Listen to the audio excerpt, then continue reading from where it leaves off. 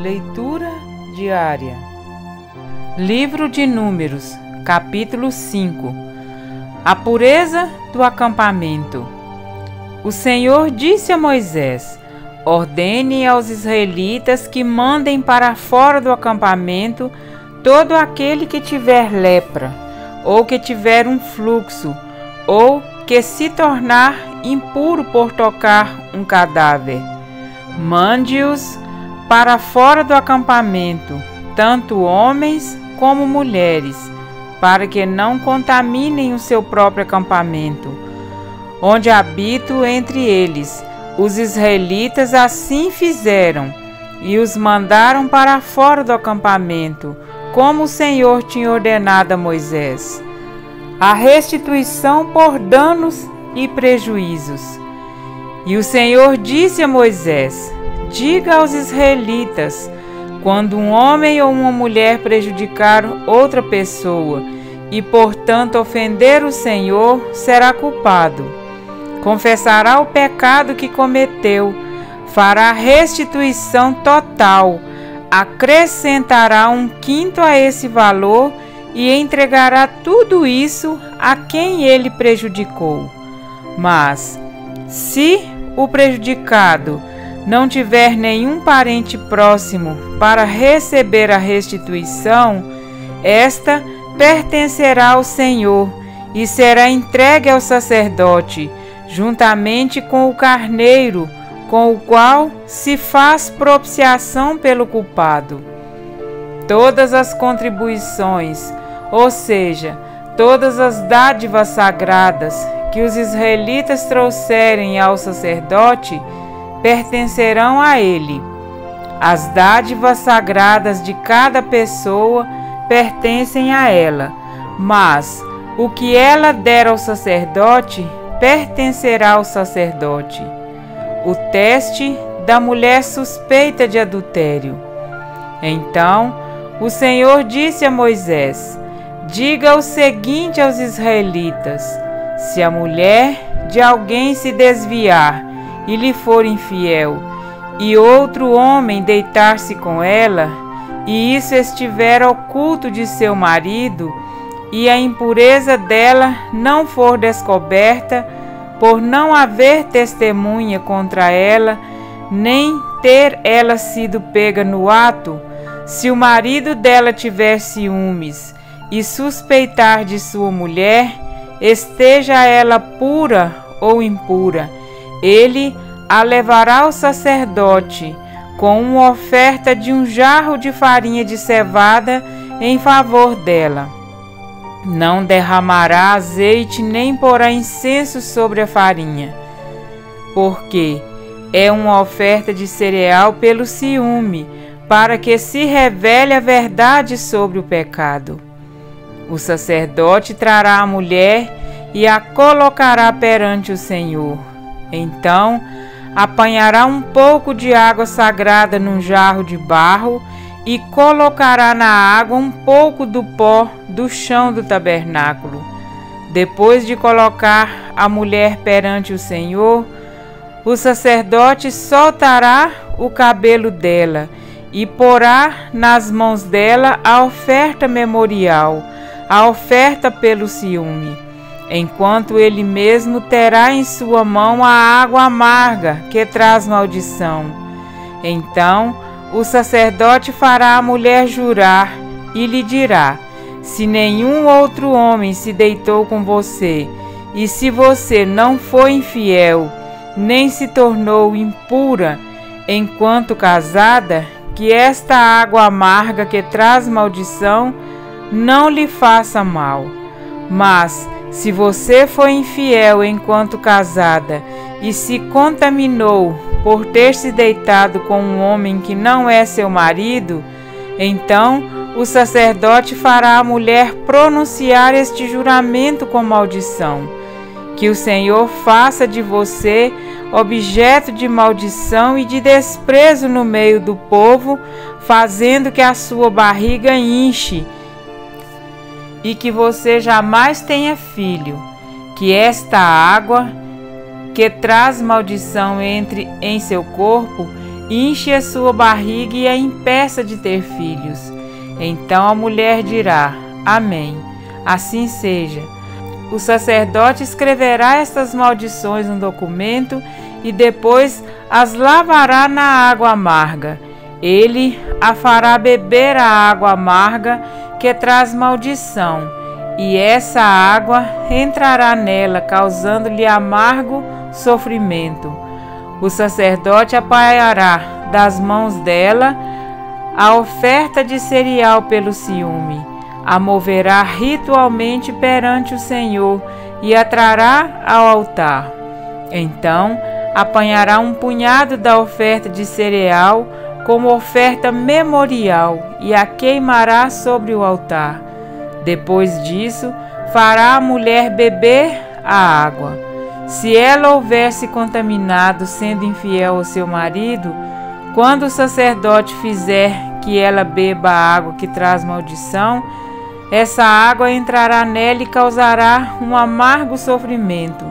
Sua barriga inchará, e ela, incapaz de ter filhos, se tornará objeto de maldição entre o seu povo. Se, porém, a mulher não houver se contaminado, mas estiver pura, não sofrerá punição e será capaz de ter filhos. Esse é, pois, o ritual quanto ao ciúme, quando uma mulher for infiel e se contaminar enquanto casada, ou quando o ciúme se apoderar de um homem, porque suspeita de sua mulher. O sacerdote a colocará perante o Senhor e a fará passar por todo esse ritual. Se a suspeita se confirmar ou não, o marido estará inocente, mas a mulher sofrerá as consequências da sua iniquidade. Amém? Para refletir. Calcula-se que uma multidão de aproximadamente 2 milhões de hebreus tenha saído do Egito no início do Êxodo. Habitando em tendas e em condições não tão favoráveis, o Senhor precisava zelar pela salubridade de seu povo e pela manutenção da justiça. Diante do perigo iminente de uma epidemia ou doença contagiosa, havia um local designado fora do arraial para que todo o povo não fosse afetado. Por algum motivo, a lepra era a doença mais temida e parecia que as condições temporárias dos filhos de Israel os tornava mais vulneráveis a torná-la uma calamidade nacional. Para os doentes, era uma situação muito triste e constrangedora, mas necessária para a sanidade de todos. Além de se preocupar-se com a saúde e bem-estar de Israel, o Senhor também zelava pela justiça. Tanto a lei da restituição, quanto a lei para o caso de ciúmes de um marido para com sua mulher, revelam que Deus não aplicará o seu juízo apenas no julgamento final, mas também disciplina aqui mesmo todo aquele que comete pecado. No entanto, assim como nestas leis, há uma prestação de contas com sanções para fins de confissão e arrependimento. Deus continua agindo da mesma forma, a fim de que sejamos encontrados por Ele com boa consciência. 1 Timóteo 1,19. A justiça de Deus é plena de misericórdia e tem por finalidade a salvação. A penalidade descrita quanto ao adultério, fazendo-te o Senhor descair a coxa e inchar o ventre, encontra-se com as palavras de Jesus que define o seu objetivo. Se o teu olho direito te faz tropeçar, arranque-o e lança-o de ti, pois te convém que se perca um dos teus membros e não seja todo o teu corpo lançado no inferno. Mateus 5:29. Jesus não estava falando de mutilação, mas de renúncia. O castigo físico aplicado em uma mulher adúltera era uma marca de que mais vale ser disciplinado por Deus para a salvação do que permanecer no pecado e perder a vida eterna.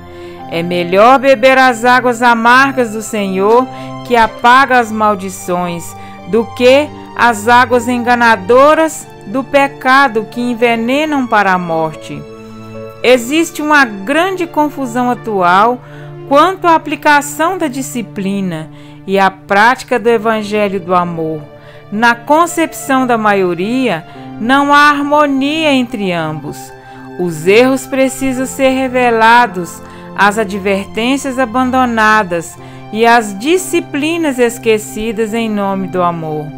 Trocaram o temor do Senhor pela lógica humana, o assim diz o Senhor pelo assim disse o homem que o Senhor disse.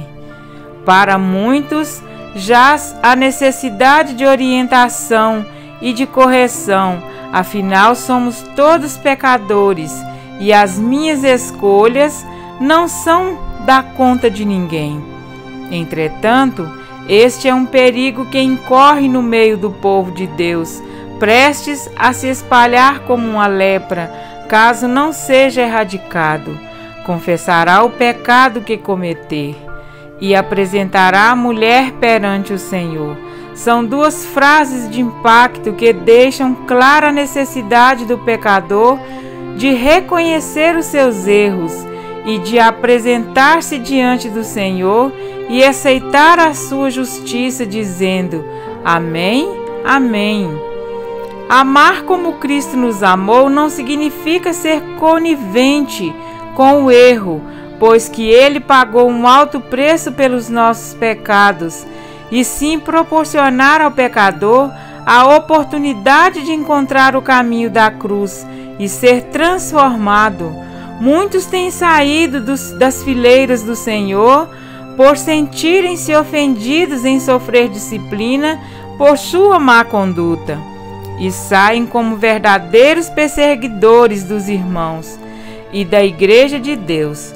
Há, porém, aqueles que são desviados pelo mau testemunho ou procedimento de um professo cristão que os disciplinou sem obedecer à ordem bíblica, disciplinando com mansidão os que se opõem, na expectativa de que Deus lhe conceda não só o arrependimento para conhecerem plenamente a verdade, mas também o retorno à sensatez, livrando-se eles dos laços do diabo.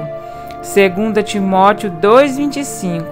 A esta geração o Senhor declara: Eu repreendo e disciplino a quantos amo. Sê, pois, zeloso e arrepende-te. Apocalipse 3,19. O zelo é o atributo que o Senhor nos concede a fim de despertar a nossa consciência para o que é bom e rejeitar o que não é. Não saiam de nossa boca palavras ásperas ou de depreciação aos nossos irmãos, mas que, por preceito e por exemplo, possamos conduzi-los a Cristo, justo e fiel juiz. Que o Espírito Santo nos conceda um coração sempre zeloso, disposto a aceitar a correção e cheio do amor de Deus, para corrigirmos uns aos outros com espírito de brandura e sincero interesse em sua salvação. Amém?